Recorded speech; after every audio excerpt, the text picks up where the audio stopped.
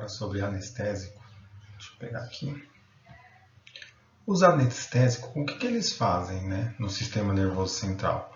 Os anestésicos eles vão deprimir, o sistema nervoso central em grau suficiente para possibilitar a realização de cirurgias e outros procedimentos nocíveis e desagradáveis. A anestesia não tem habitualmente objetivo terapêutico, nem diagnóstico, e sim serve para o auxílio entre ambos. O estado anestésico compreende a alteração do comportamento ou da percepção, sendo suas principais características. A pessoa, quando se sente anestesiada, ela não se lembra do que aconteceu. Então, causa o que, naquele momento, uma amnésia temporária, né? Que ela não vai se lembrar, ela vai apagar, né? A imobilidade de resposta e o estímulo nocivo, analgesia e inconsciência. Então, vocês têm o anestésico ele pode ser dividido em anestésico geral e anestésico local. Quem causa os anestésicos gerais? São os anestésicos parenterais, que é o via endovenosa, e os anestésicos inalatórios, que é aquele que a pessoa inala o anestésico e acaba apagando. Esse vai ser o quê? Um anestésico geral. E o anestésico local vai aplicar apenas no local onde deseja fazer aquela cirurgia. Então, por exemplo, você vai fazer uma extração de um dente. Você não precisa ficar totalmente apagado. Ele vai lá, aplica uma anestesia local naquele dente para fazer a extração. Tá ok? Professor, e como ocorre a anestesia? Então, vocês lembram, suponhamos que aqui você tem os canais, né? Lembra lá do desenho? Fora da célula você tem o que? O sódio, que é carga positiva. E dentro da célula você tem o cloreto, que é carga negativa. Quando o sódio entra para baixo, o que vai acontecer quando o sódio entra para dentro da célula? Vai causar o que? Uma despolarização. Então, vai causar o que? Um impulso nervoso, né? Entra sódio, causa impulso nervoso. Sai o cloreto. Beleza? O que o anestésico vai fazer? Ele vai bloquear esse canal de sódio. Então, o anestésico ele vai bloquear. Então, ele bloqueando, ele vai impedir que o sódio entre para dentro. Então, fazendo que fique o que? A célula fique polarizada. Então, ela não vai receber estímulo.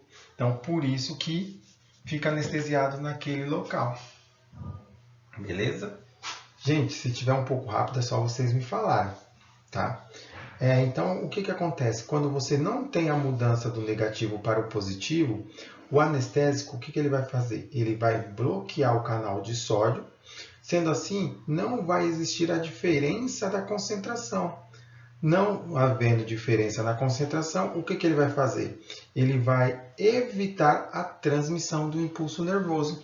É isso que acontece no anestésico local. Ele vai bloquear a entrada de sódio. Beleza? Agora, quando você quer uma indução rápida, você quer um anestésico geral, você quer que a pessoa assim se apague por completo, o que vai acontecer? Os anestésicos gerais, ele tem uma grande afinidade, pelos receptores GABA-A. Então, o que esse anestésico ele vai fazer? Tanto geral, ou quanto parenteral, quanto inalatório. Ele vai se ligar àquele receptor GABA, lembra?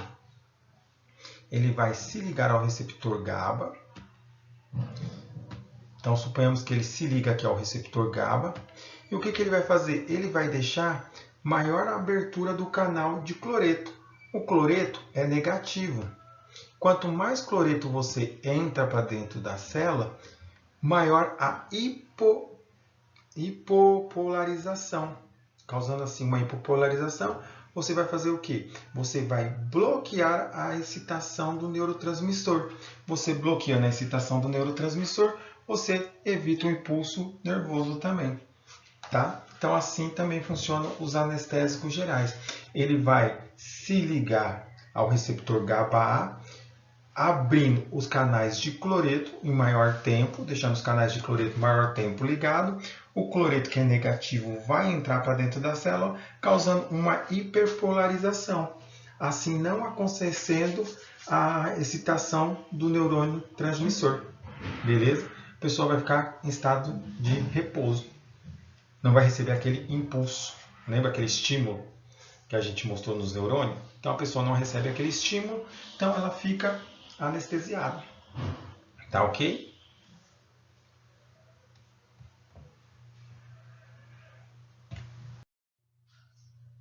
Bom, agora nós vamos falar sobre os antiepiléticos. Tá? Os antiepiléticos, as epilepsias são um distúrbio comum que podem ser devastadores. A crise convulsiva epilética causa depressão transitória da consciência, deflagração arritmítica, sincronia e desordens das populações cerebrais, ocasionando movimento desordenado e assincrônica. Então, quando a pessoa tem uma convulsão, o que ela vai causar? Ela vai causar movimentos desordenados, né? E o que é a convulsão? A convulsão ela pode ser causada por vários fatores, desde uma batida na cabeça, né? Já a epilepsia, o que ela faz?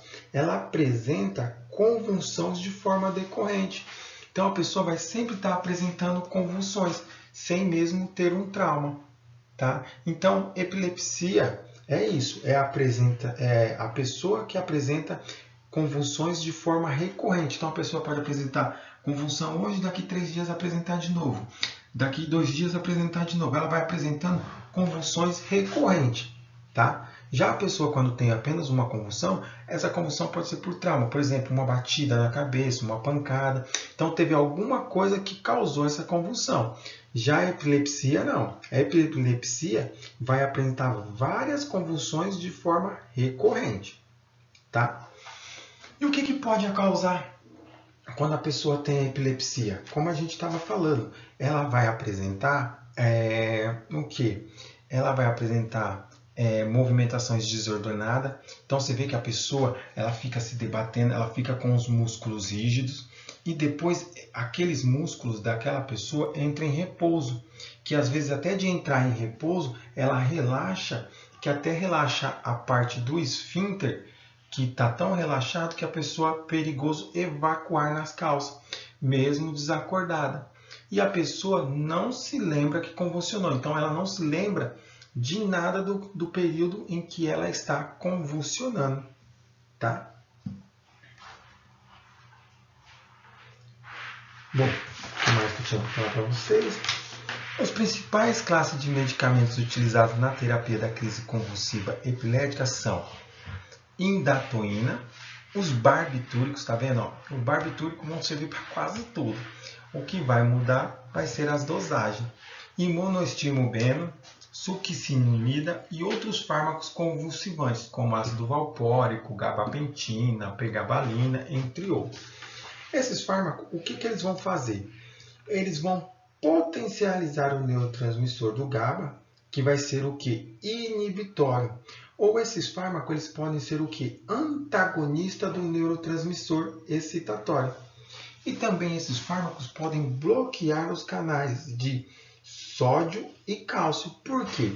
Imagine, se você tem vários neurotransmissores se ligando aos receptores, você vai ter muito estímulo, né? Você vai ter um impulso muito rápido.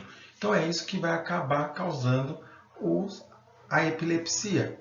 Então você vai fazer o que? Um fármaco antagonista, ele vai bloquear os transmissores. Então eles vão impedir que os transmissores se liguem, impedindo assim a epilepsia.